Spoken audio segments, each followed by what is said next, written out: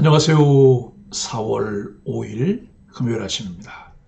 말씀과 함께 새롭게는 소망의 아침을 시작하겠습니다. 데니스 홀링거는 복음으로 변화를 받아 마음이 정결해지고 외적 삶의 변화까지 이루어지는 것이 진정한 회개다라고 이야기합니다. 사무엘하 24장 15절로 25절까지 말씀을 본문으로 하여 하나님의 징계를 멈추게 하는 예배라고 하는 주제로 함께 은혜를 나누기를 원합니다. 하나님이 내리신 전염병으로 단에서부터 부엘세바까지 7만 명이 죽습니다. 가시 다윗에게 천사가 선 아리우나의 타작마당에 제단을 쌓으라고 합니다. 다윗이 아리우나에게 은 50세일을 주고 타작마당과 소를 사서 하나님을 위해 제단을 쌓고 제사를 드립니다. 그러자 이스라엘의 재앙이 그칩니다. 아리우나는 무상으로 자기 땅을 다윗에게 바치려고 합니다. 그러나 다윗은 그의 제안을 정중히 거절하고는 정당한 값을 지불하고 그 땅을 매입합니다. 그리스도인들이 누리는 하나님의 은혜는 무상 같아 보이지만 그 이면에 예수님의 십자가 죽음이라고 하는 값을 치름이 있습니다. 예수님이 그분의 자녀들을 위해 돌아가셨기에 우리가 무상으로 받는 은혜의 문이 열렸습니다. 은혜라는 두 글자는 시작도 과정도 끝도 예수님을 기억할 수밖에 없음을 알게 합니다. 운동 경기는 끝까지 봐야 합니다. 이유는 단 하나입니다. 아무리 크게 이기고 있어도 아니면 가망이 없어 보일 만큼 무력하게 끌려가고 있는 것 같아도 결과라는 건 끝까지 가봐야 할 수 있기 때문입니다. 스포츠의 묘미가 무엇입니까? 승패가 결정되어 있지 않다는 것입니다. 여전이라는 것이 존재한다는 점입니다. 이는 묘미이기도 하지만 두려운 일이기도 합니다. 신앙생활을 잘하는 것 같았으나 실족하는 사람이 있고 예수님 옆 십자가에 못 박혔던 강도처럼 말씀을 듣고 회개한 막판 대역전극을 만드는 사람도 있습니다. 반드시 알아두어야 할 것은 하나님 사랑이라는 진리에 변함이 없습니다. 이 사실을 기억하면 잠깐 쓰러져도 아주 넘어지지 않습니다. 사랑의 하나님을 믿고 그분께 매달리는 사람은 사탄이 만들어 놓은 수렁과 덫에 걸리지 않습니다. 잘못을 했을 때는 징계를 받는 편이 낫습니다. 하나님을 피해 다니고 싶은 유혹을 물리치고 울어도 그분 앞에서 울 수 있다면 그 사람은 반드시 변화되고 성장합니다. 하나님과 그분 말씀을 거부하는 것은 심판을 자초하는 일입니다. 듣기 싫은 질제의 말씀을 잘 듣고 돌이키는 사람에게 하나님은 놀라운 역전의 선물을 주십니다.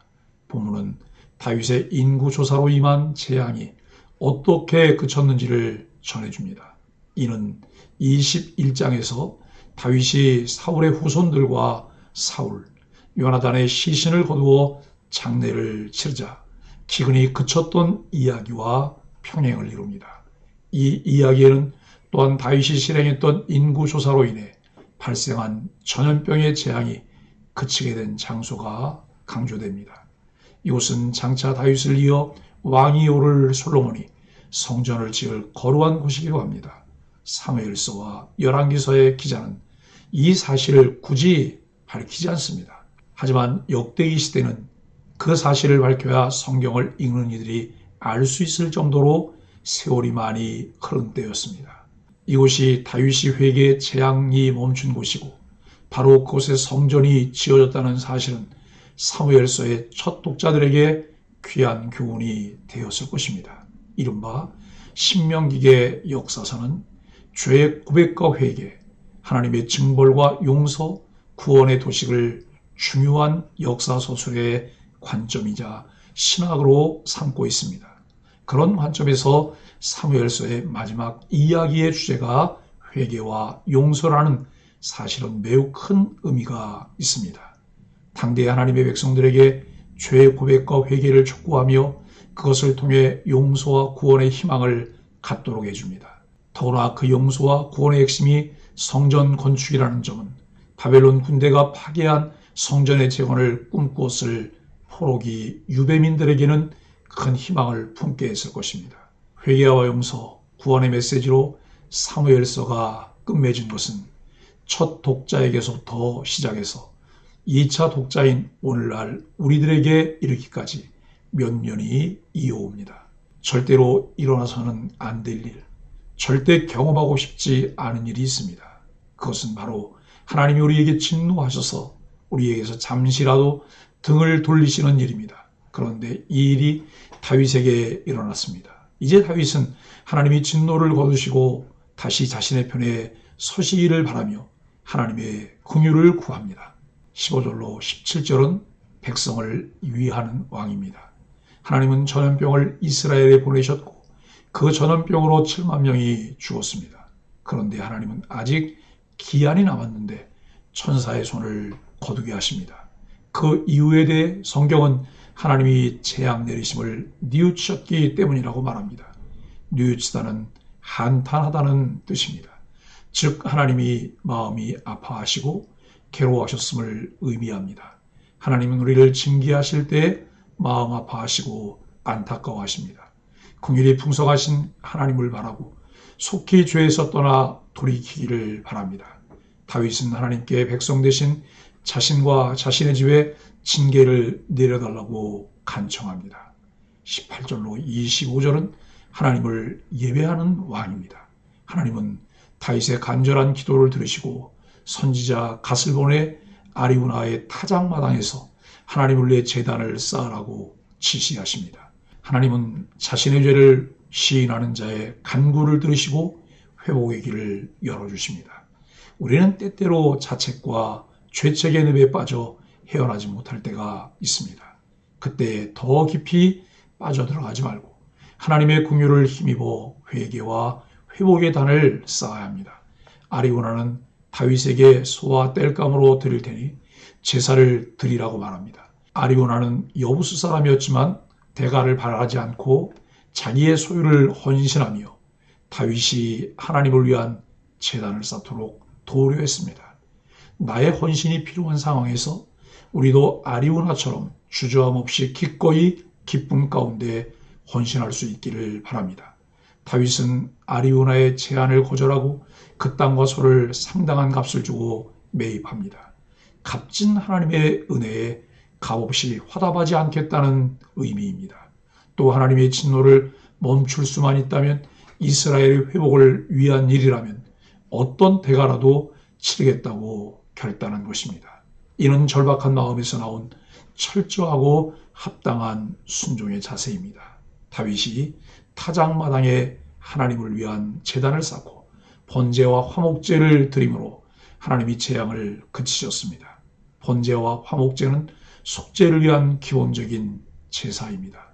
번제는 모두 태워서 바치는 제사이고 화목제는 지방과 내장은 불에 태워 하나님께 드리고 가슴살과 뒷다리살은 제사장에게 주고 나머지는 제사에 참여한 사람들이 나누어 먹는 감사와 교제를 위한 제사입니다. 이 번제와 화목제가 아름다운 향기로 하나님께 드려지니 하나님이 받으시고 재앙을 멈추셨습니다. 참된 예배는 하나님께 드려지는 예배이면서 동시에 이웃과 함께하는 축제입니다. 다윗에게는 더 다듬어져야 할 부분이 많았습니다. 하지만 성경은 이러한 다윗의 모습을 우리 모두가 지닌 부족함으로 제시합니다. 결국 사무엘서의 마지막에 하나님의 진노와 징계 그리고 예배를 통한 회복을 보여주는 것은 다윗이 하나님을 예배하는 참다운 예배자였고 하나님과 이스라엘 백성 사이의 중보자였음을 깨닫게 합니다. 진정 우리의 인생이 다윗처럼 참다운 예배자의 모습으로 세상과 하나님을 잇는 중보자로 쓰임받기를 간절히 소원합니다. 사랑하는 소망의 가족 여러분, 예수님은 죄인을 구원하러 오셨습니다. 구원의 조건은 의로운 행위가 아닙니다. 하나님이 요구하시는 의는 하늘과 같아서 인간이 충족시킬 수 없습니다. 하지만 예수님이 우리를 대신하여 충족하셨습니다. 예수님은 죄인을 위해 죽으셨습니다. 루터는 사단이 찾아왔을 때 사탄과 논쟁했던 일을 이렇게 간증했습니다. 사탄이 내게 와서 말했다. 마틴 루터, 너는 망했어. 내가 죄인이기 때문이지. 나는 이렇게 응수했다. 사탄아, 내가 죄인이라는 사실을 말해주어서 고맙다. 내가 말하는 만큼 내가 죄인임이 사실이다. 그러나 한마디 지적한다. 그리스도는 죄인들을 위해 죽으셨다. 만일 나 마틴 루터가 죄인이 아니라면 그리스도가 나를 위해 죽으신 것이 아니다. 그렇습니다. 우리가 구원받은 것은 우리의 행위 때문이 아닙니다. 오직 예수님의 대속의 은혜입니다. 오직 하나님의 긍휼입니다. 인간은 그 어떤 것도 더할 수 없습니다.